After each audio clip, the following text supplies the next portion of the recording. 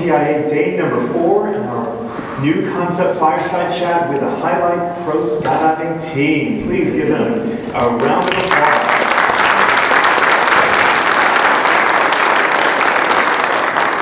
I'm going to formally introduce these ladies, or the team overall. The Highlight Pro Skydiving Team is an elite exhibition demonstration team comprised of the top women athletes in the skydiving world. Their mission? To inspire women and girls to live bold, brave lives of their own design. This team is unlike any other in the history of the sport, with impressive stats. Totaling over 140,000 jumps amongst them, 5 world champions, 52 national championship titles, 80 world records, both individual and team, 2 Hall of Fame members, 2 master riggers, 2 fixed-wing pilots. Using skydiving as a platform, this elite group of women have served as ambassadors of the sport and champions for inclusion to all who are marginalized. Because of their abilities, high-profile demonstration jumps, and stance on societal issues, the team has been featured over 220 times by local, regional, and national media. This is inclusive of ABC News, BBC News, CBS Sunday Morning, Fox, One America News, Forbes, Good Morning America, The Today Show, Yahoo, and Yahoo Sports, just to name a few. More formally, please, let's welcome the Highlight Pro Skydiving.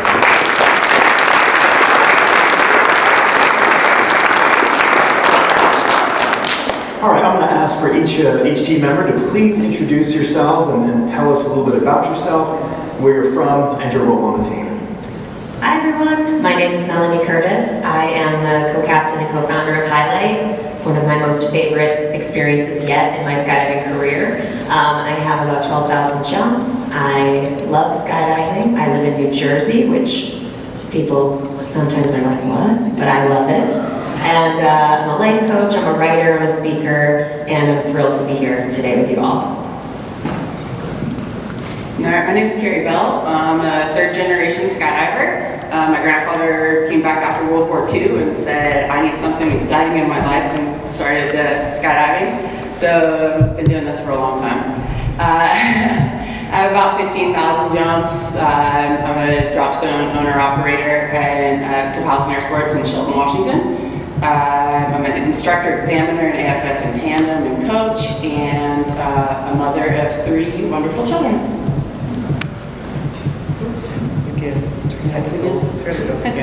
Hi everybody, my name is Maxine Tate.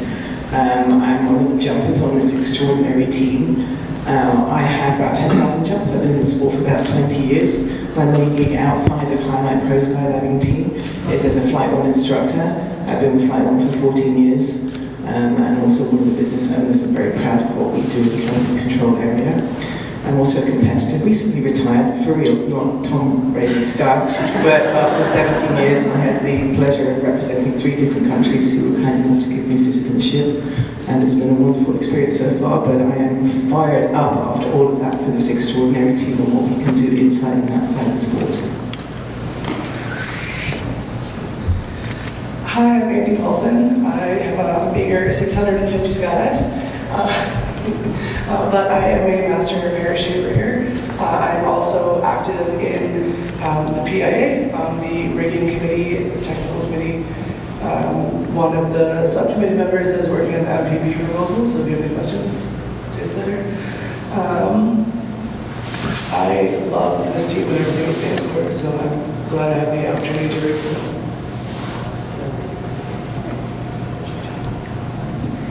My name is Hannah Albrecht. I'm a jumper on the team. I've been jumping for a little over a decade. I've got a couple thousand jumps, and I like doing demonstration skydives and lots of crew. Hello. My name is Melissa Nelson. I'm a member of the team. I've been skydiving for 29 years. I'm also a third-generation skydiver, AFF, IAT instructor, SNTA, pro rating holder, USPA National Director, and I'll pass it on to Allison. I'm Allison Ray. I've been in the sport 19 years, 11,000 skydives. I am a test jumper and project lead at Performance Designs. pro canopy pilot, competitive, and that's pretty much it. Fantastic. There's 7 of you here on stage. How many are actually on the team? I talk a lot. I'd like to give others the opportunity. There's actually, well, the main part of the team is 13, of which those are all women. 12 of them are the demonstration jumpers, and the extraordinary Andy here who keeps us safe and is wonderful is our master reader. We also are blessed to have other teammates, 2 of which are actually behind us there, David Cherry and Leah Levy, who do all our media work. It takes a village, right? We should always recognize that. And outside of the 13, we have teammates like these, but then we have a number of wonderful allies in the sport too. Great. Tell us about the genesis of the team. We see everything on video, but how did this come to be? Share that. I will take this one only because it involves me specifically. Basically, the Women's Skydiving Network was inspired by the idea of doing something big for the centennial anniversary of the 19th Amendment. So you witnessed Project 19, which was the women's vertical world record. That was one of the ideas that was born from this brainstorming session. So the WSN reached out to some of the key leaders in the sport, and I was one of those people. We had a conversation, brainstorming, and basically we came up with this idea of doing one single spectacular demonstration jump in Nashville on August 18th, 2020, which is the 100-year anniversary of when the 19th Amendment was ratified in the United States, securing the right to vote for women in this country. And so that idea was, we were leaning into that idea. We were pitching the city of Nashville and making relationships in local government and stuff like that. And once that demonstration jump idea got going, the momentum behind it basically grew and snowballed into what you see today. Can you share a little bit about the Women's Skydiving Network? Yeah, the Women's Skydiving Network is an amazing organization that is in support of women in our sport. We share the same mission, wanting to inspire women and girls to live bold, brave lives, but also really wanting to have a supportive community inside the sport of skydiving that has historically been male-dominated. How do we help women feel safer in our sport, more supported? We need to create spaces where that is happening, and also be talking about that idea so that the women who are rising in leadership in the sport know that that's something great to lean into. How can I be in service to helping women feel welcome here? How can I be in service to helping women be represented in skydiving and all of those things? So I am the executive director of the Women's Skydiving Network, so I welcome any questions on that at any point after this session as well. Awesome. Please. I realized it was somewhat remiss of me not to actually say who our other teammates were in putting the number out there, so can I just... Please do. And I'm going to have to get some help, because boy, my memory is not what it used to be. Thank you very much. Well, okay, so firstly our Hall of Famers, I guess, Amy Schmelecki, also at the Rebel Air Force, and Eliana Rodriguez, what an extraordinarily decorated female skydiver and a wonderful human being. We have Lou Dalton, who is also an amazing in-air videographer, brings a whole plethora of skills to the team in that sense, as well as being a demonstration jumper. Cash Sheehy, homegirl, also flight wing instructor, also pro canopy pilot. The 3 of us have a badass time on weekends, just lots of fun. And then we have Sarah Curtis. Did I mention Sarah Curtis? Oh, that's just a little firecracker. Stunt woman extraordinaire. Hannah Betts, our actual full-time stunt woman, who's currently on a project in Hollywood. We don't get to see as much as we'd like to, but she's busy and she's good at what she does. And who else am I missing? That's it. That's it.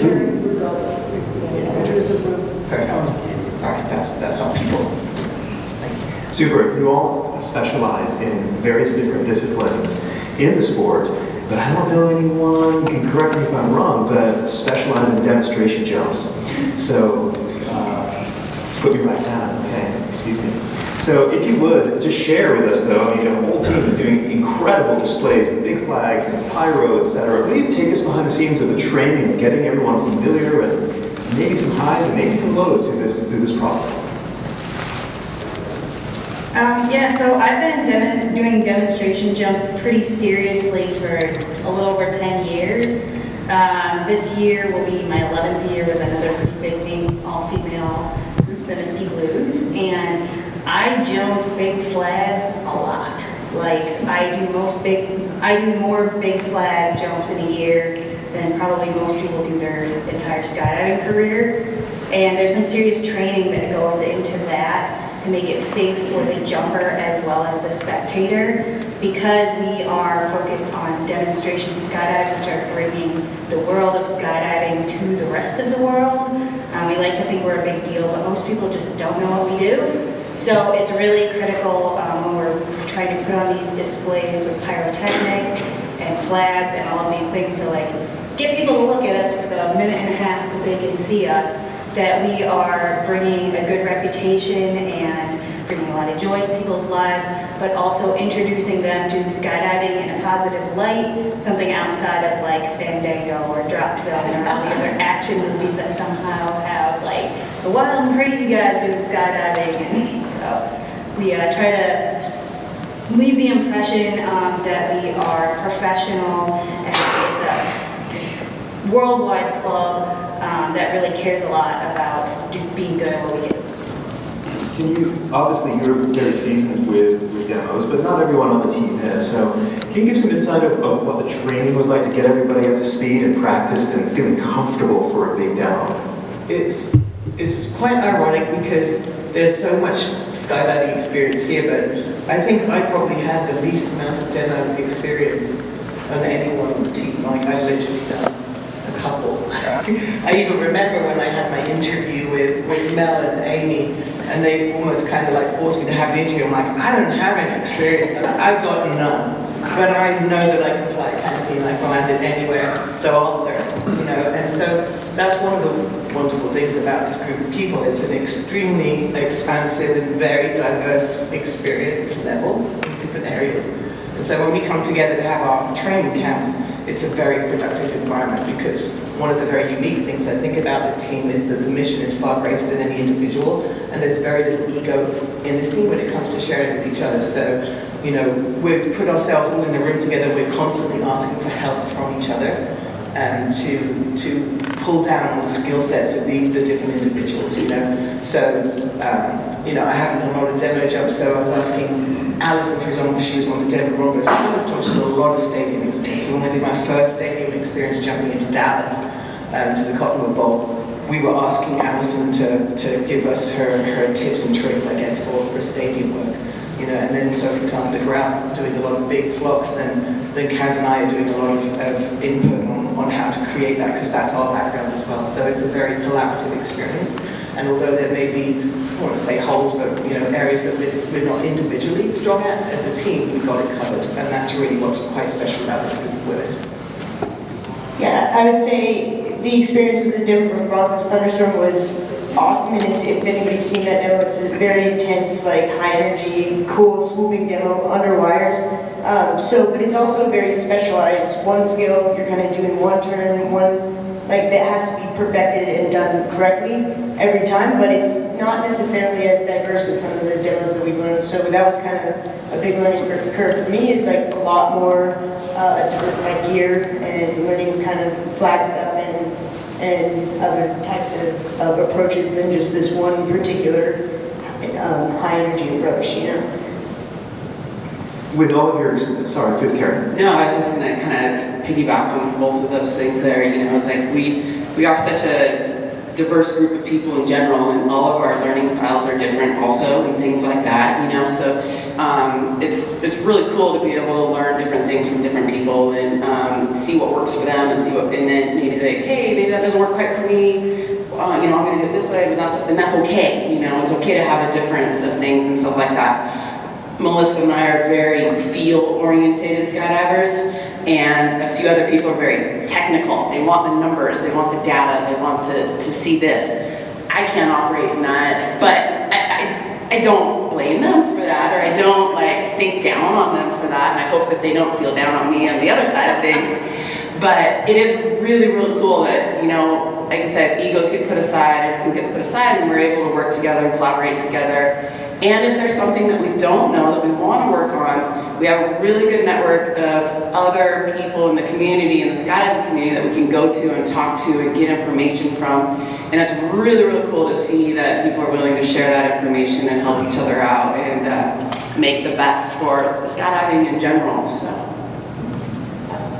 I just want to add one quick point to that, is that everyone on this team has a high level of experience in really high intensity scenarios, competition. So that ability to perform under extreme pressure and be better when that pressure is put on is in every single teammate on Highlight.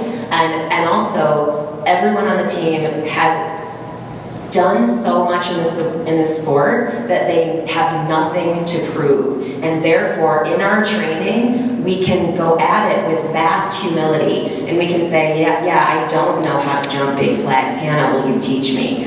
This scares me that this giant thing is strapped to my belly.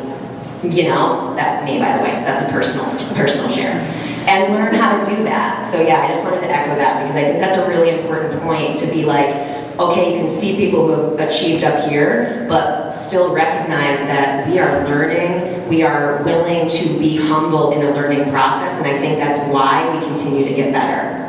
Have there been any surprises as you've been going through the learning process of this whole demo thing that you didn't know about despite being so seasoned, that you didn't expect?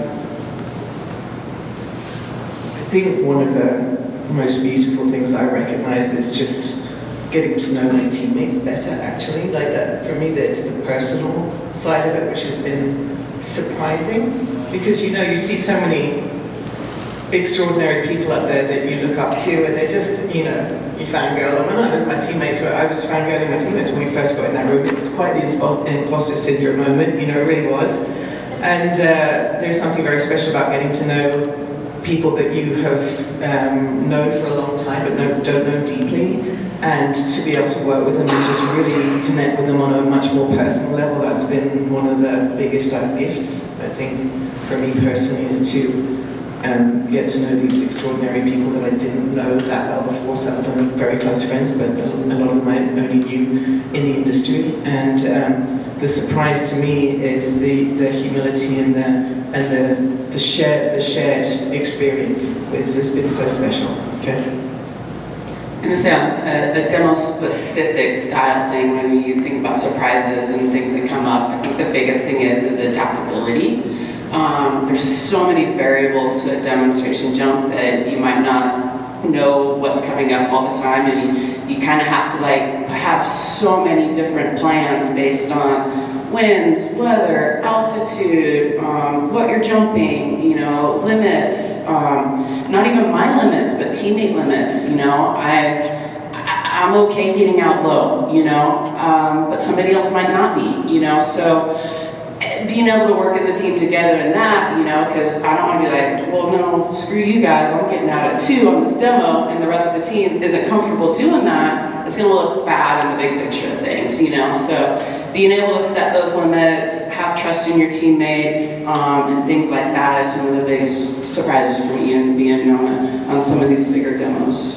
Do you guys have some kind of structure? Because there's a lot of pressure being on a demo team, because you're wanting to put on a show for everybody on the ground, but if we're on the line with the conditions, who makes the call? How is the team structured to say, all right, well, you, Carrie, you may be comfortable, but others may not, but there's got to be some kind of standardization. So how do you all manage that when the conditions are on the line? We've sat together as a team and we've discussed, if we are jumping certain equipment, what our lowest altitudes that we would jump or winds that we would jump. And sometimes that might change from day to day, but we have kind of a baseline of what our limits are. So that way when we are in high pressure situations, we can make those decisions and respect each other, whatever we decide in those moments. I'm going to add to that, because this is really a demonstration of the trust we have in the team, because in the moment, although we have these limits, you know, that might be stated before, when it's demo time and we're in the plane, the person on the ground makes the call. And that to me is a very clear indication of how much trust there is in this team. Because and we all fill those roles. So it's one of the jumpers, that's the demonstration jumpers, that is the primary ground crew. And that's deliberately so because they will make the call for all of us. And we trust them to make the right call. I think that's worth pointing out. Yeah, I think as far as surprises go, like, it's one thing has been how much scarier it can be to be that person on the ground than the person in the airplane. Like, it actually, like, on the ground, it can be, like, pretty intense to be making decisions that, you know, like, your team's life is on the line, you know? We did last year in our training jumps down in Elsinore. We did a practice jump into their stadium there, and we did 2 different groups of 4, and we were cruising around, and I was the first jumper out on one of them, and I'm flying over the middle of the stadium, and I'm like, I have 0 idea which way to land right now. It was like at 1,000 feet before I even decided which way I was going to land. But my thought process was, do I make a decision? We made the decision in the airplane to land this way. The windsock was clearly debating the other way. And now it's that decision process. It's like, do I go with what we said? Do I go with my gut? And if I go with my gut, are my teammates going to trust me? And I feel I made a good decision. I landed into the wind and the way we were supposed to be, and the next group down, the wind switched and they landed the way that we discussed in the airplane. But it's that, how do you develop that trust with your teammates? And I hope everybody, will believe I'll make a good decision, but being that first jumper down and doing that and, kind of setting the stage for everybody is a kind of a scary and a little bit of I don't know what the right word to say is, but yeah, I guess a fun problem to try to solve, but. I can share another story just because they're funny. You know where I'm going with this one now, so Philadelphia. Yeah. Jay.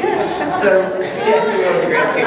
So we did a jump to celebrate the Liberty Bell was going on. As you guys are familiar with, the Liberty Bell is the suffrage bell that's equivalent of the Justice Bell. The Justice Bell is what we were. The Justice Bell, I'm And sorry. Liberty Bell. My bad, terrible American.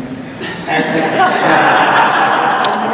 We're not it's a work in progress. Oh my goodness. Anyway, so we were landing. Not a test. Thanks. We were landing in this pretty confined area that was surrounded in very large trees with a massive building on times. And the winds were squirrely, to say the least, like really squirrely. And we were definitely 50-50 on whether we were going to land there for sure. So, if you know how it is, if you know it's going to be turbulent, you can make sure you act accordingly. You know it's coming, right? That's half the battle, is knowing what the conditions are going to be like, so you can act accordingly and be ready for it. So we were like 50-50. Anyway, we got a call from, I think it was Hannah sent us the winds, and I think it was something like 15 miles an hour from the north, gusting 16 from the south. And radio that the wind reports on the ground really shouldn't be trusted. Oh yeah, but there was definitely some like, and so we're sat in the plane, it was me, Lou, and Alison, and we look at it and we're like, yeah, it's turbulent, that's what it is, So we asked Andy to throw out the smoke canister when we exited the plane so we had some way to read the winds. And we're like, this is what happens if you land in some squirrely winds off the drop zone in a tiny area, let's do it. I think you even said something like, it's like, give whatever wind call it was, and then you're like, but I think you guys got it. And we're like, all right. Cool. And we did. It was not Yeah. one. I mean, because the uppers were doing about 25 knots as well. So but it's a matter of teamwork, and that's when you have the confidence or not to go ahead and deal with conditions. I think that was probably the only one that's been. Well, actually, there's been a lot with very strong winds, but that was potentially a borderline one. And the three of us, myself, Alison, and Lou, like we've been in bad turbulence before. We know how to flare aggressively and make it work, and we did. So. Yeah, there's a lot of stories, and one of the biggest learning curves for me, having not a ton of demo experience, was how much happens that is out of the plan. You basically can barely plan. for a demo. You do, but that agility is so critical. It makes me think of when we were hovering in the helicopter over the Angel City Football Club in Los Angeles. This is the hugest demonstration jump we had ever done as a team. 20,000 fans, had to be perfectly timed. They were watering the field. We had to land after the field was watered, but before the players came out, we had a very tight window. We're sitting above the stadium, hovering at 1,600 feet, not an altitude we can exit at. At 5 minutes out from our exit time, we got a call from ATC that said, or it was 7 minutes out, we got a call from ATC that said, we'll let you know in 5 minutes because we're on the LAX flight path. So we're sitting there and we're like, no clue. We just don't know if it's gonna happen, don't know if it's gonna happen or not happen. And what was the coolest thing about that particular demo in well, not the coolest thing, there's so many cool things about that particular jump, but was how we were just so relaxed in the plane. We were just like, it'll be what it'll be. There are things we can control, and there are things we can't control. And you settle in to that experience where you really trust yourself. You're like, I don't need to study extra for the exam right now. I don't need to be visualizing. I just need to be chilling and being very present in this moment. And you know what? They came back 5 minutes later, and they gave us 2,300 feet, 2,200 feet. We had gotten the safety waiver. So like you have to be within the rules as well. So we don't want to be making a jump that's against the rules, that jeopardizes demo jumping. What? It's a national director, I can't let you. Yeah, that jeopardizes demo jumping for other people, that sets a bad example. So we did all those things, right? Got that waiver, and we exited at 2,200 feet, and the demo was incredible. But we didn't know. It was like 90 seconds before exit before we actually knew if we were gonna go or not. It's like that's the kind of stuff that historically would have made me freak out, because how much money have we spent? How much of the WSN's money had we spent to get to that moment, and then not to be able to jump? It's like really, it can be really stressful. And so like that to me feels like the maturity that we're growing into as a team, to be like, even that, just be very present and do our job in all the ways that we can. And that's not the only example. Do we like stories? I've got another one. Do we like stories? stories? NCAA. Oh, yeah. We were waiting for, so the NC, we were due to jump. This was the first stadium jump we had to do with people in, because we started when in the middle of COVID, right? So although that worked beautifully for the team, because we got such incredible media coverage and social media coverage because we were doing cool things in COVID, this was the first time post-COVID that we'd had an opportunity, to jump into a stadium with actual people in. And this was the women's collegiate final for the NCAA softball, a huge deal in Oklahoma City in the main stadium for softball.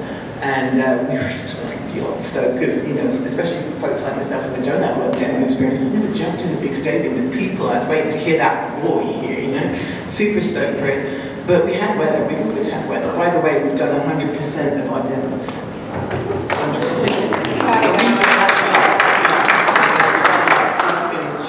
Cheer, you know, whatever it is. So anyway, there was a lot of weather around, as there normally is, but our plane couldn't get in from where it was coming from because there was local weather where they were taking off from. We were, the four of us, myself, it was Kerry, and then Sarah and Melissa, were stood on the runway in our gear waiting for the plane to land and pick us up, you know.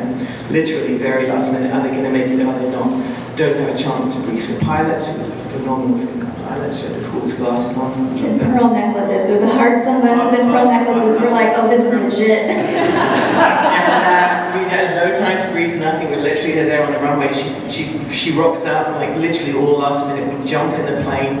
I give her a really quick jump run and location, and we take off. And we had, because it was on ESPN, we had this narrow window to be able to drop, otherwise it was over. you know. And so it's exactly the same as Angel 6. It's like, it's going to happen, it's not going to happen. And once she arrived, it was like, go, go, go. And it was extraordinary, and we pulled it off, and lucky enough to get the timing right. And yeah, the roar of the crowd, there's nothing like it. It was incredible, and it was raining sideways when we got to the thing. It was raining sideways that morning. I'm not joking. It was windy. It was terrible. And so the fact that we just persist through that and go, well, we don't know what's going to happen until the actual moment. So I love that. You have to like really trust and just, you don't call it until you really need to call it. Sounds extremely stressful. Yes. All right. There's a very fine line between fear and excitement. You live for that, right? I think what makes this team so unique, I mean, you know, there's lots of demonstration teams. The Misty Blues certainly are an all-female demonstration team. But what makes you all maybe more unique than any other is the fact that you all are making a stand for societal issues. You started out with highlighting suffrage and voting, which is pretty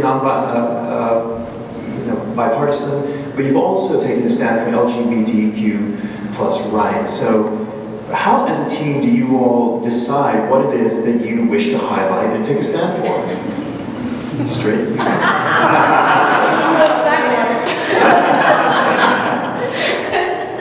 That's hilarious. It's important to be in the discussion, right? So we as a team, we don't necessarily just say, hey, this is what we're gonna do. We talk about it, we have discussions about these things, and we make sure that we are honest with ourselves individually and feeling collectively in support of whatever we're putting out there. And, you know, it's an ongoing process. You know what I mean? Like, it's brave to be in the world in such a way that you could receive hate and dissent, right? And one of my favorite sentiments about being a leader is that if you don't have haters, you're not standing strongly enough for something, right? Because when you take a position, when you actually say, this is what I believe or we believe in equity, inclusion, diversity, in all those things are very buzzwordy, right? And who knows what that means? And that's why the discussion around these concepts really matters. And that's a big part of what we're doing is we're using skydiving as a vehicle to amplify ideas that we think matter, but hopefully to incite discussion and reflection around those things. Do we need everyone to agree with us? Absolutely not. Do we ourselves remain in the reflection and contemplation around what we're speaking about? Yeah.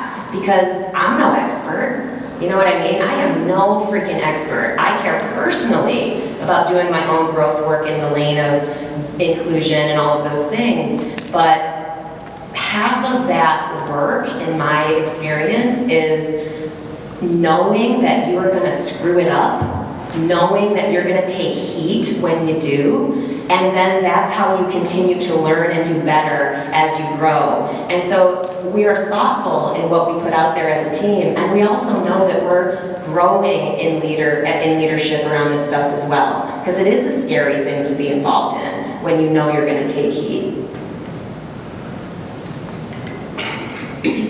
So I think one of the biggest things that we want to do as a team is open up the ideas for conversations. You know, be able to walk around the drop zone and have somebody look at me and go, well, hey, what is this really about? Or where do you think in here? You know, be able to open up those conversations and have real conversations with people. It goes back to the connection with people, you know, around you and who your peers are and who your people are and all that kind of stuff. So, you know, big conversations are scary, you know, and they're really hard to have with people. And I think when we do have those conversations, though, we find that we're more alike than we are different. Like, we can have little disagreements and we can have little spots that we might not agree on, but I think in the bigger picture of things, we're way more alike than we are different. Well, when I first joined this team, I was hesitant because all of my past experiences with all female groups, with business, very strong-minded business women, it didn't necessarily go the greatest. So I was a little bit apprehensive, but everyone has their own experience to bring in, and everyone else is very open to listening to it. And even though like my skydiving experience is not, definitely not top notch, I bring a lot from the community of rigging, and then I also bring from other areas like my discipline and integrity, and has been brought up from the judo standpoint from my previous life. But all of that stuff, and every one of us has our own story like that knits the whole team together. So, you talk about the LGBTQ community and all that, like, I feel that's just part of our experience, that we may not actually be in the community, but if we didn't have allies to support us and us be allies for other people, well, what are we doing here? This is what we're all about. This is what the world should be all about.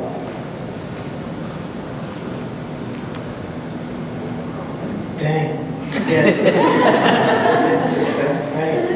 I feel like I don't feel it's difficult to get behind the idea of equality for everybody. To me, it's basic humanity. It just sits very deep with my core values. And, we're all a work in progress. I know I certainly am with that.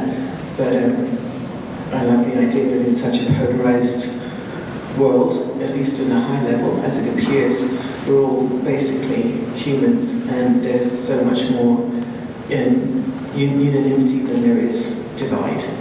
And so I feel like that's the positive side of the message we put out there. And I would love to think that people can get on board with that kind of a basic love message, I've got a little huggy for you there, but you know what I mean, to support each other, to be able to live our best lives and bring our best selves to the table. Have you all received pushback? Have you felt that? Yeah. Yes. So what do you say to those that say,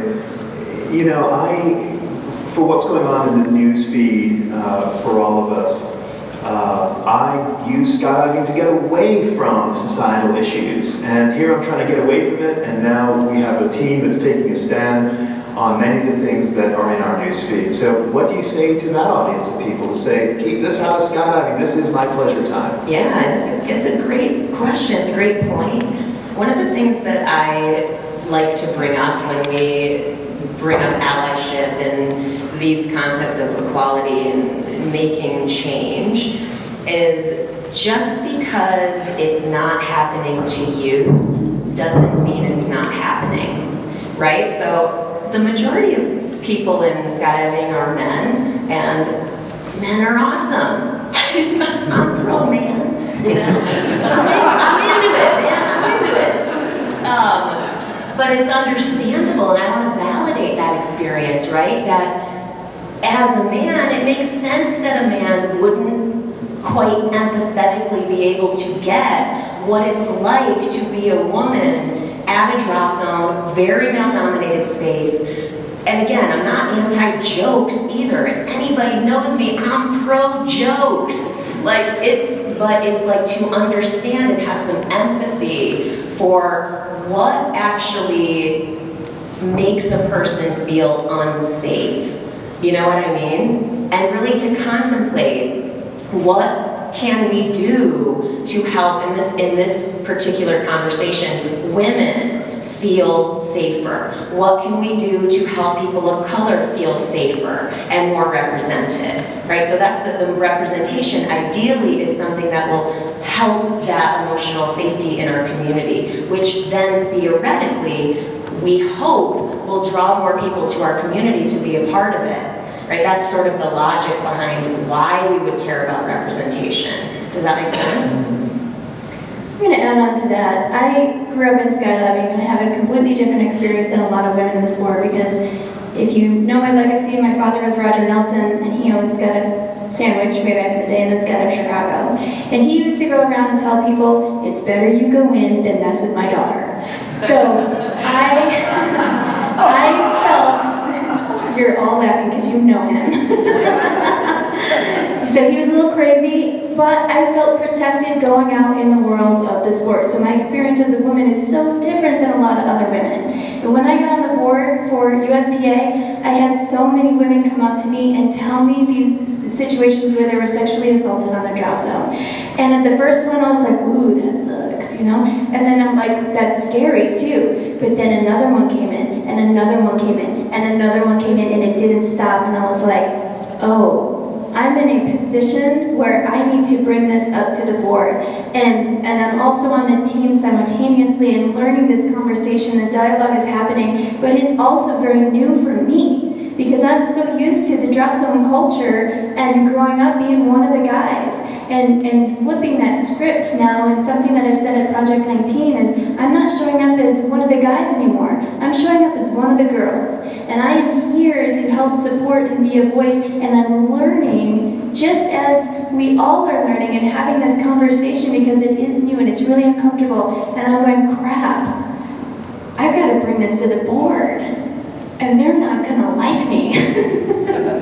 They're gonna hate it. And they're gonna have the same knee-jerk reaction as I did. But I didn't go do this alone. There's a member here in this room that helped me create the policy. She's the one that has that. She's my expert because I don't know what I'm doing, but I know other people out there do. So we came to the board and we kept showing up, and we got a sexual assault policy passed, and we updated the instructor code of conduct, and we as a board are even growing. I see Sherry Butcher in there, she's smiling, because the conversation on the board, we've been doing this for 2 years, and the conversation even at the board level has even changed from that knee-jerk reaction to we've got to do something, and we're working together and making it happen. And I think by just getting past that uncomfortability and moving through that, much more opens up. And even me having a lot of bias with my dad protecting me, realizing that my experience as a woman isn't the same as another's, but I need to listen because it is an issue, and we need to be brave and be bold.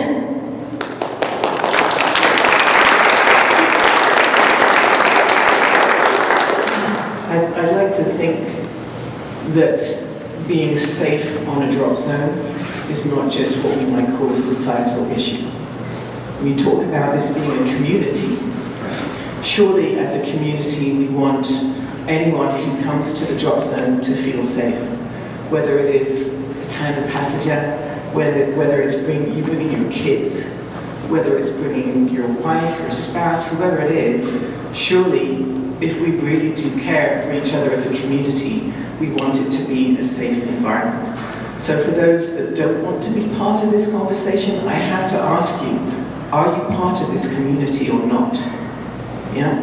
Because as far as I can see it, if you understand and accept that there is an issue of being safe on the drop zone, then step up as a member of the community.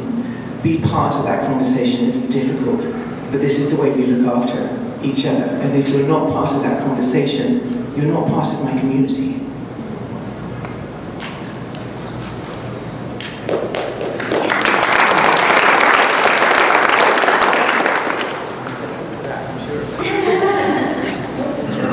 It's interesting that on the surface, it makes complete sense that we should all be taking care of each other, certainly as a community.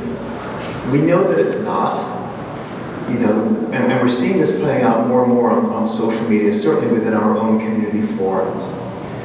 Mel, you mentioned the word allyship, because it almost feels like, yeah, this is obvious, but obviously there's also a little bit of not liking this conversation happening as if it's a men versus women thing.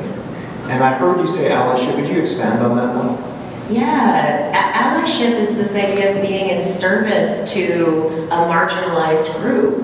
And women, theoretically, right, I mean, not even theoretically, literally, are a marginalized community in the world and certainly in skydiving. And so I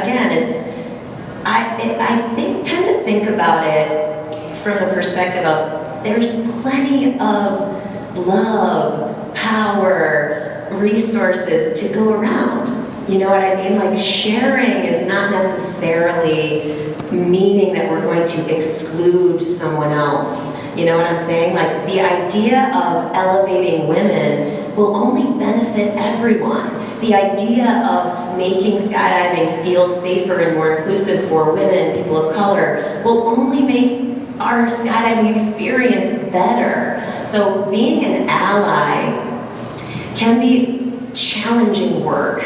And that this is the thing, like if I talk about and share about my personal learning and growth in anti-racism work, for example, what does it look like for me to be an ally? I have a platform, I can sit here with a microphone in my hand and I can talk about that I do anti-racism work, and I hope that that would inspire people to maybe wonder, what does that mean? And what is that? Maybe they'll do a little research and look into it for themselves. It's a little something, but maybe it's something as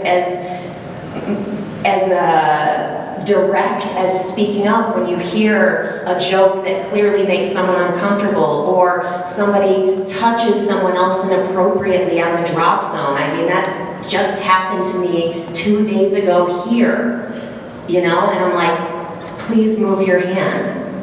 You know, like, that's me standing up for myself, but that type of stuff happens, and learning how to, I mean, I get even like activated in my body even thinking about speaking up in those moments. So that's part of my allyship practice is like visualizing. It's just like skydiving. I visualize, okay, there's a moment when someone's gonna say something. I'm gonna know that I could speak up in that moment and say something, but historically I've stayed silent because I've been afraid, I didn't know what to do, I was afraid of the conflict, and I don't perfectly respond even now, but I'm trying to be braver in those moments of allyship when they present themselves to me, in addition to being an ally as a more public leader. Like doing this panel, it's very important, right? People have us elevated as leaders in their mind. Hopefully, us talking about this invites other people into that contemplation and into that leadership for themselves. It's definitely a hard concept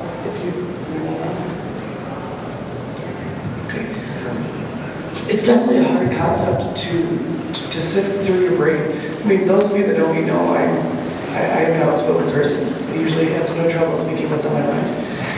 But when I started skydiving, it was hard. It was a whole new experience. I mean, I've been in extreme sports before. Like I mentioned, I did judo. I worked with handicapped children. I had no problem speaking out on their behalf.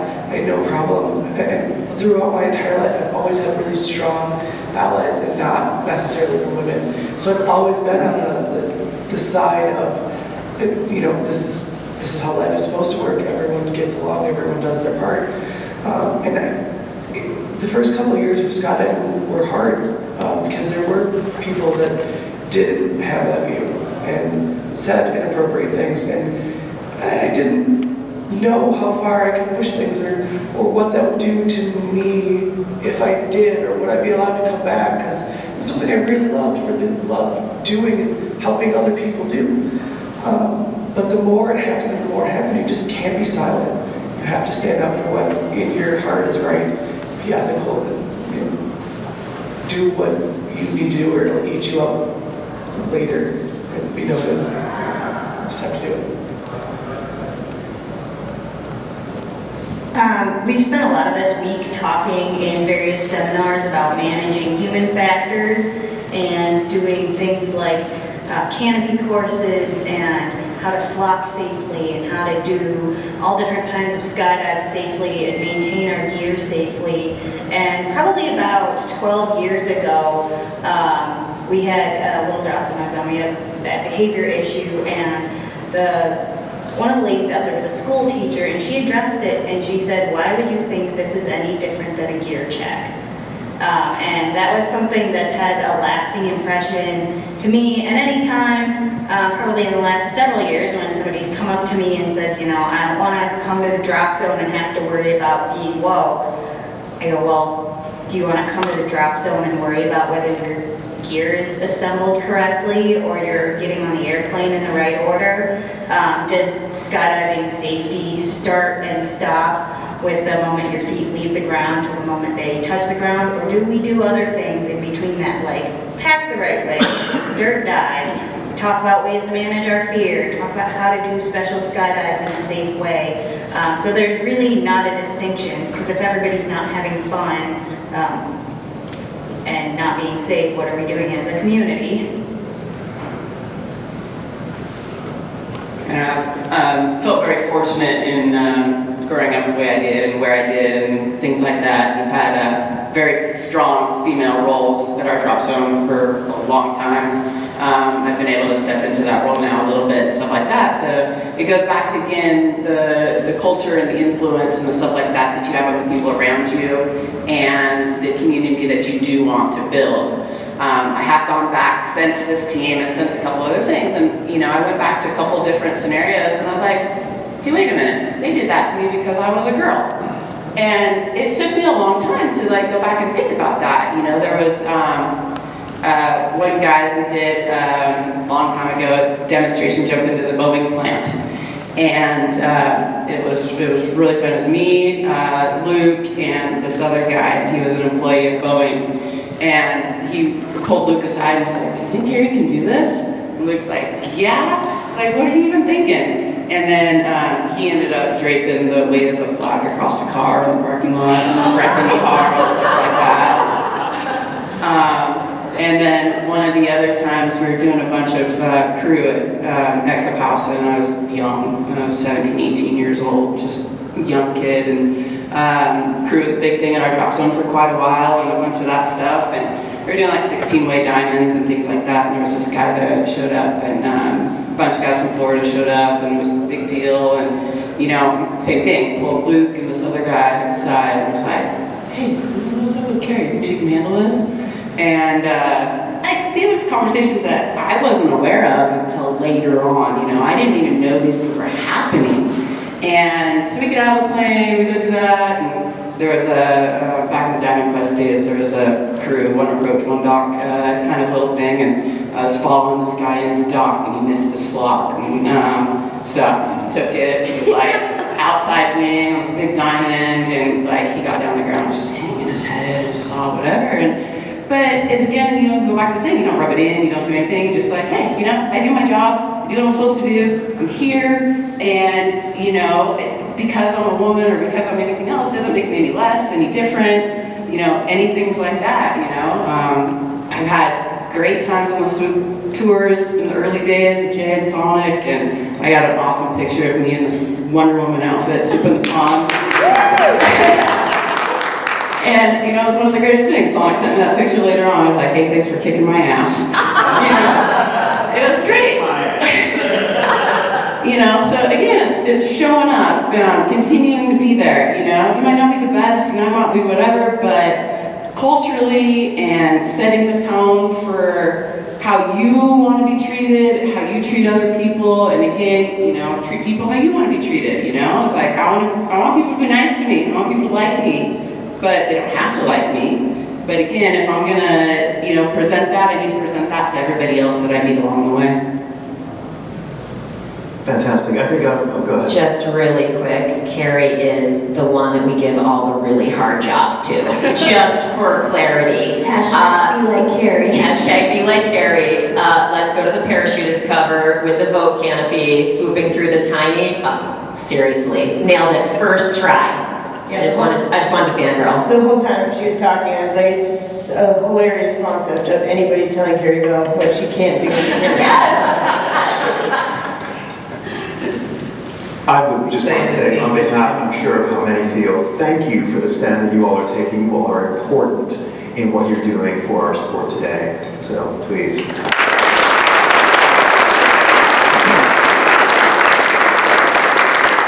All of us together.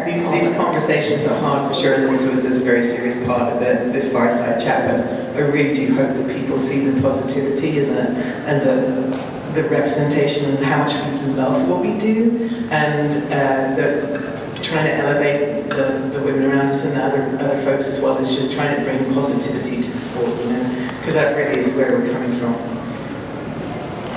Throughout your demos, excuse me. Oh, question? Yeah, sure.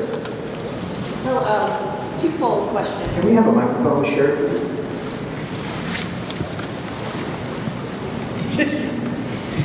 So twofold question, but I first want to say I'm beyond proud of all of you for representing skydiving and women in skydiving.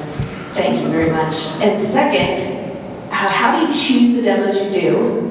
And if I could get you all to come to the Ohio area, how can I support your team and help get something set up there for young women to see? We'll talk. Yeah, we run our decision making through a filter. Is this partner values aligned? Values alignment is key, especially when we are applying the philanthropic dollars from the WSN. So that matters a lot. But the values filter is the #1 filter. Certainly there's specificity around, is this demonstration jump possible? What are the media and PR opportunities that are connected to this? What is the story that we're telling such that we can amplify the effort, the demo, right? Because when we're spending philanthropic dollars, we want to get the most proverbial bang for those bucks, in the sense that a lot of what we do, I haven't mentioned this quite yet in the chat, but we do a lot of big media outside of the bios that you shared, James, but like that matters too, right? We try to think about, where can we pitch this for elevated media? What stories can we tell? What content can we create that might have a viral possibility connected to it? Because that's the idea, is amplifying the impact around the conversation and amplifying the touch points for where people can enter the conversation and this reflection that we've been talking about. I'm going to ask one question last, and then we will formally go to Q&A. We're all in the skydiving fraternity. What are the powerful moments out there that some of you have experienced that maybe have given you some goosebumps from your work? I can literally cry. Like immediately, I'm so #waterworks. I mean, I immediately think of, I'm sorry, I took this one quick, but it was the North Carolina Courage demo. It was a Pride demo. I told this story a little bit in my solo talk for anyone who was there. But being in service to LGBTQ is very near and dear to my heart. My best friend, and she calls herself the triple threat. She is a woman of color, she's gay, and she's a woman. So she's like, she calls herself the triple threat. I've learned a great deal from her. She has spent her whole life in service to diversity, equity, and inclusion education, and so I'm humbly grateful to her. But that demo was very special because we, as per every demo, got it in under the wire, then a giant thunderstorm rolled in such that the entire stadium, all of the fans had to essentially evacuate the stadium. So we all were outside of the stadium and we got to talk to people. And there's this picture that I shared in the talk where I'm just kneeling down and I'm connecting with this little girl and her mom. And it's like, that's where I could get waterworks, because it's just like that, like that real moment that's born from the big, cool thing. That's what moves me the most. It was such an unexpected bonus, because normally after we've done a demo, we get to have some interaction with the people there, but maybe not as much as we'd like. And they literally emptied the entire stadium, and everybody was just outside. As we walked out at the back with our parachutes on our shoulders, and we were like, oh my God, this is it. And just dumped everything and started walking around. And I like talking to the waterworks, I'm not a particularly emotional person, but when I saw Leah's pictures, when she sent them, you could see the look on our faces and the look on the kids' faces and the mums and the dads and what have you. I literally pulled my eyes out. It was so special. It doesn't happen like that very often, and if you see any of those pictures, you'll just see the utter joy in our faces and theirs. It was very special. There's a lot of opportunities that we get when just wearing our highlight jerseys. People will come up and have conversations, and I remember during the 200-way world record, I got cut. And I was like, I don't like to be in that space. I want to do something to make myself feel good. So I grabbed my highlight gear and I just did a hop and pop. because there were so many spectators that were out for the 200 way. I went and I landed by all the kids, and they all came up and they knew the story of Highlight. So I let the kids touch my canopy, take pictures, and the parents were coming up to me, just so thankful of what we're doing, what we're representing. And I got this photo. You don't realize these moments until you look back at the pictures, but this little girl is looking up at me like, and we get that a lot. And another thing is when we go to demos and we take our helmets off, and this happened at the LA one, and it happened at NCAA, but you hear, they're girls! They're girls! Every demo, it's so great, it's so impactful, because it's such a stereotype that skydiving is a male sport. So when we come in and we rock our shit, you know, it's oh my gosh, it just pays in dividends in ways that I probably won't even know. But I keep showing up, and we keep making it happen. Yeah, so the connection with people is the biggest thing. And it goes back to, you know, whatever, being a tandem instructor, you know, being a video person, you know, all that's connections that you make with the new people in the sport, and, you know, how you're gaining people and stuff like that. The Angel City FC demo was one of the first times that we, I think, connected with people again also. So we put our gear down. They were gonna, you know, bring us out on the field for halftime, let us wave and say hi for a little while and stuff like that. And then we had some seats that we were gonna go sit on and watch the rest of the game. We couldn't make it to our seats. Like, we got stopped so many times and asked for pictures and talking to kids, and it wasn't just the kids though, it was the parents and the adults, and everybody else in the stadium too. It was like, oh, this is so amazing, you know, this is, you know, great, this is so wonderful, you're women, and all this kind of stuff. It was like such a beautiful connection that you can make with people, and I think that's the biggest thing about our demo team. And I know for me, it's all I ever know is skydiving in general, so. Well, I like that all of our individual stories are so different, and it can prove to everybody in the audience, if you will, that there's something for everyone to do, regardless of their skill, their talent, their body build, their whatever it is. When we were at the New York State demo, there was a little girl in a wheelchair who had no idea that there were behind the scenes jobs that could be done elsewhere. And she's like, so you're part of this team because you didn't jump?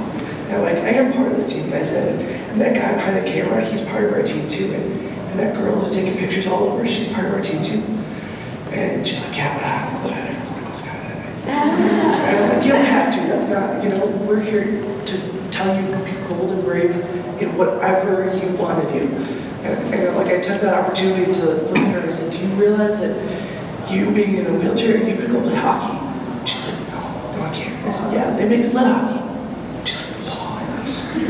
Like, it was really cool. So like, just coming from all our different life backgrounds can give us our own inspirational moment with just one person from that crowd.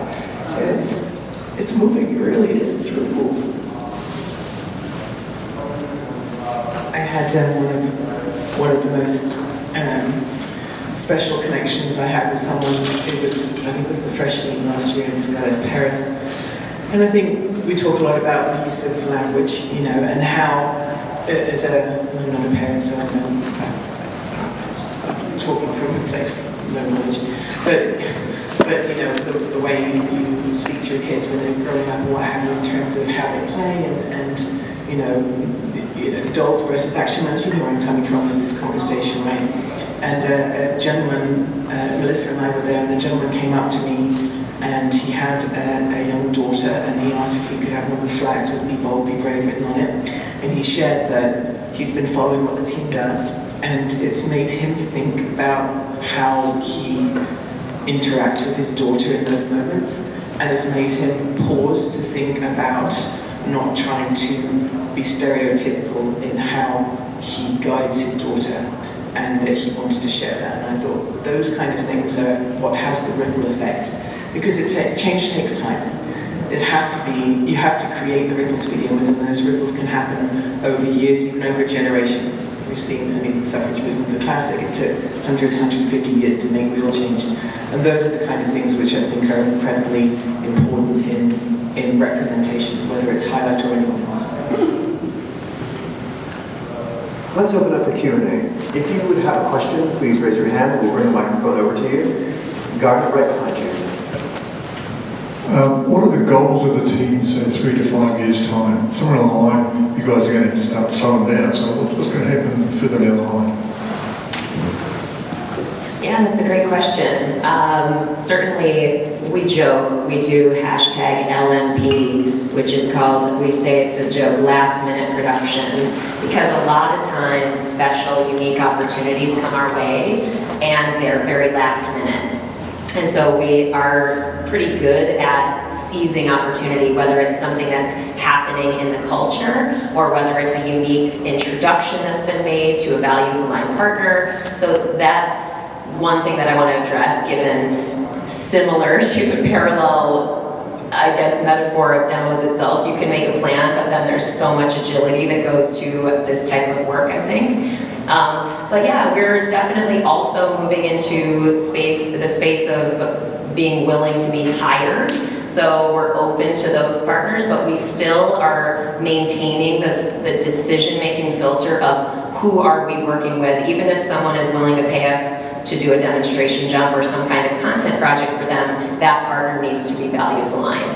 So that's a little tidbit, but we'll see. I'm excited to know the answer too. Talking about the trickle-down effect, something really impacted me that happened last night. We were on the exhibition floor, and there was a girl who turns out she's 15 years old and her mother that were standing there. And she is so excited to become a skydiver that she came all the way here to get the experience. There is an older skydiver that most everyone in this room is going to know who can be completely inappropriate, was standing there and was inappropriate. Luke was standing there and he went and stepped in between the two of them to protect her. That is allyship. Right. That is allyship. That is protecting the community. And he then spoke to me about it later and explained what he was doing. And to go even further, I got a phone call from him as he was walking out. The mother came up to him and said, "Thank you so much for what you did to protect my daughter."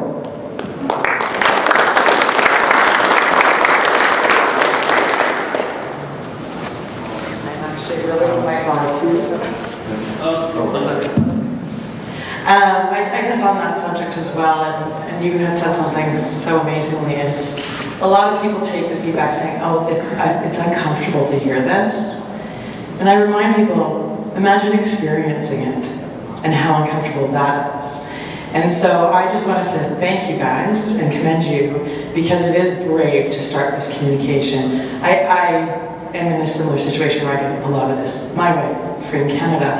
And I was so, like, it's unbelievable. And I'm like, what are we, back in the 1960s? Like, this is, you know, the sexual harassment and these kind of things.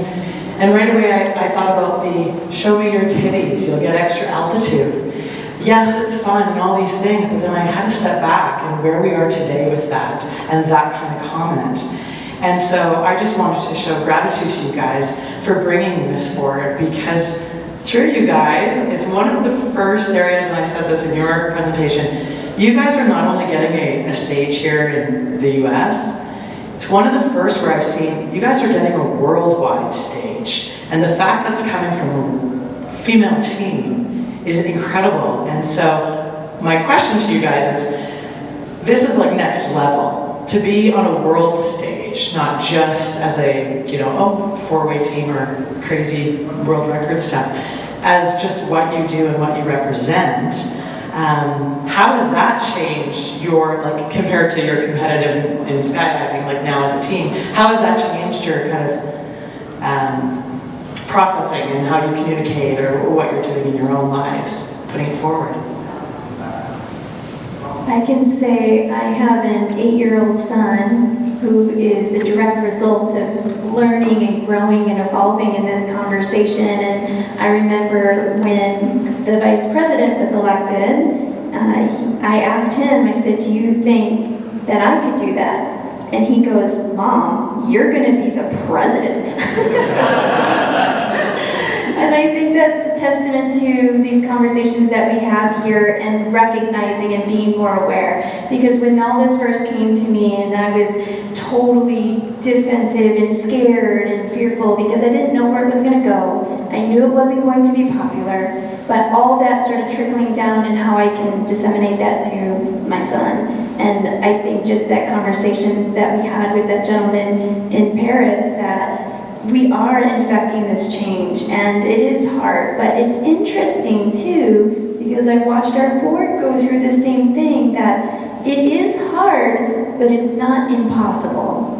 And we are doing it, and it's going to be uncomfortable at first, but then when you start becoming a little bit more aware, it's not as scary. And then we have people that are backing you up, and you are having support so you don't feel alone, and that you will be supported. I just imagine those young girls coming to the drop zone, and the butt bungees getting snapped. Like, do you just let that happen? Or can you say something? Someone watched me get my bungee snapped, and I snapped right back at that person. Like, inappropriate. There's no permission was had there. I've always hated that, honestly. But it's just, the conversation is where it all starts.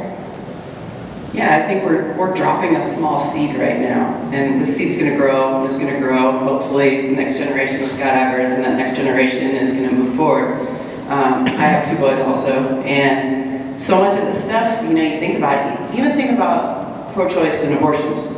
I mean, that affects my boys even, you know, if something like this happens. Yes, it'll affect my daughter more, but it potentially can affect my boys too. So, you know, all of these decisions that are getting made now, how is that going to affect the next generation? How is it going to be? How do I teach my kids to, you know, be respectful, be empathetic, you know, have all these things? I had a proud boy moment the other day. My 9-year-old's getting really big into soccer. We just got back from Costa Rica and we watched the World Cup down there a little bit. So he was super excited about Costa Rica. He went up to my husband the other day and went, you know, the women's soccer team kicks ass. They are so much better than the men's team. Yeah, so many. And he's like, can we go to Australia and watch the World Cup, the Women's World Cup? So it's kind of cool, you know, to see that and, you know, see those things and, you know, again, it goes back to representation and being there, being a part of things, showing up, and just being representative, letting other people see what we can do as a community, as a whole, as women, as everybody, you know, and that kind of stuff, so. Early on in my skydiving career, I was a new professional skydiver, really, really new, just started working at Skydive Elsinore full-time, and I remember having an experience with my now best friend, the one that I mentioned earlier. When she first met me, I had just gotten my first rig sponsorship that day that she showed up at the drop zone. And I was behind the counter at Elsinore, and she walked in with a couple of my friends that I knew well, and I was really excited about this new sponsorship, right? Like, that's totally understandable. It's a milestone moment as a professional, you're excited. She had about 50 jumps at the time and received me as kind of like a sky god a-hole. And I didn't know. I had no idea that that's how she perceived me in that moment.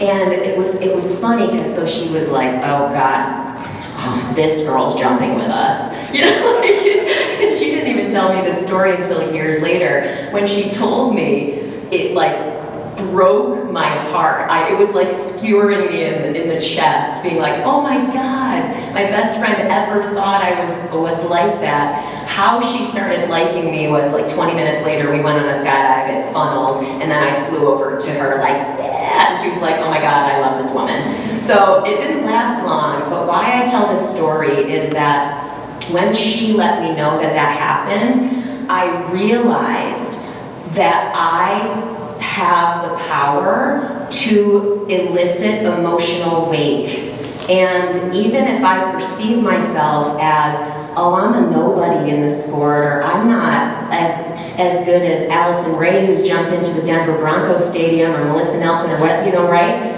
I'm not as good as whoever.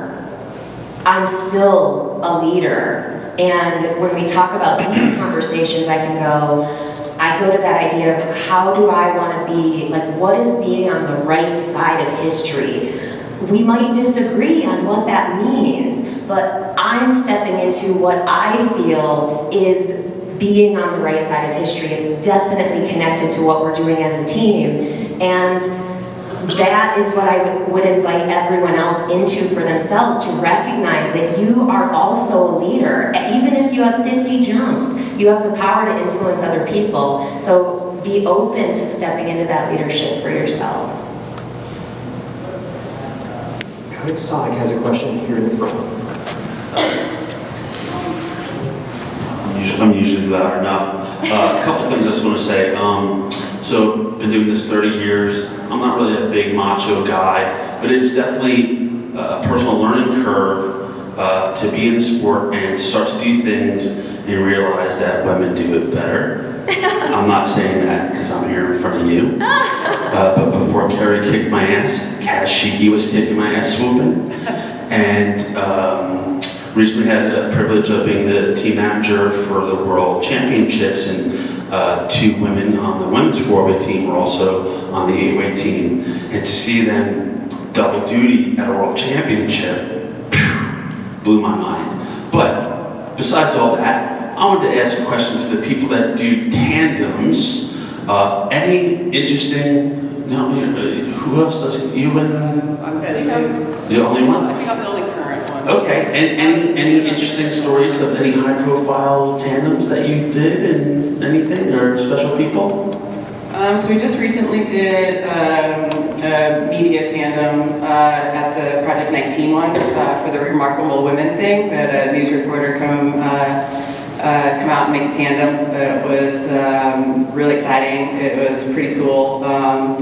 Most that is it. You know, there was I think a 3-minute segment on the news in the LA News about it. So it was like really good coverage and stuff like that. It took us probably 2 hours to talk her into actually skydiving. Like, she got there, she's like, I don't know about this, I don't think I want to do it. But then afterwards, I mean, it changed, you know, she was so excited and was super excited to tell her story and those types of things. At the Red Bull Flight Girls event, I took Kat Adams, who's head of the tennis association, Women's Tennis Association. I took her on a tandem. It was actually pretty funny because she was like, oh, I want the Beth to take me. So she looked at Amy and said, I want Amy to take me. And Amy's like, no, you don't. It was like, he's like, you're going with Carrie. So that was another kind of big profile one and stuff like that. Other than that, I haven't done too many big profile tandems. A few local celebrities from radio personalities from home and stuff like that. I was at Skydance years ago and they were trying to do a promo for their get people from the college to come out and jump, and so they wanted a female tandem instructor to do that. So I did that tandem just because they didn't have any female at their drop zone stuff. So a couple of them. It was a very powerful experience with, her name was Cher Calvert, she was the news anchor for KTLA, and it was really powerful to see her journey from the start of the day, and she's at Project 19. I mean, what an extraordinary opportunity to see how capable female athletes are. And you could see the change in her from the start of the day until the end, where she was just gung-ho by the end of it. I mean, she's got Kerry taking her as a TI, she's flanked by female world champions on both sides. You know, she came away fully empowered in herself. And that to me is the absolute beauty of bringing someone in and doing a tandem. I really hope we do more like that because it's a wonderful experience. You are going to Skydive Elsinore after this for our training camp, our annual training camp, and Carrie's going to be doing another demo with, we're doing an artist collaboration with an artist. Her name is Corey Matty. So I'm Corie. She's amazing. She definitely is an artist as an activist. And so it's exciting. It's going to be a cool, different kind of creative project. So stay tuned. That's going back. So, sorry, going back to the leadership, this all ties into that as well. I mean, she's an artist. We're doing anything with an artist. She's not a skydiver. I mean, she might be. But when you're playing a leadership role, if we want to succeed not just within our community, take it to the world. Lead everyone you meet. Lead everything you do. Because that is how we're going to impact the world. That's how we're going to change the world. Yeah. I think that seems like a very appropriate spot to end our time. I want to thank you all for being put on the spot and talking about some challenging issues, but standing up for those issues. And you all are extremely important to the sport. I think we are also very proud of you. Please give a round of applause for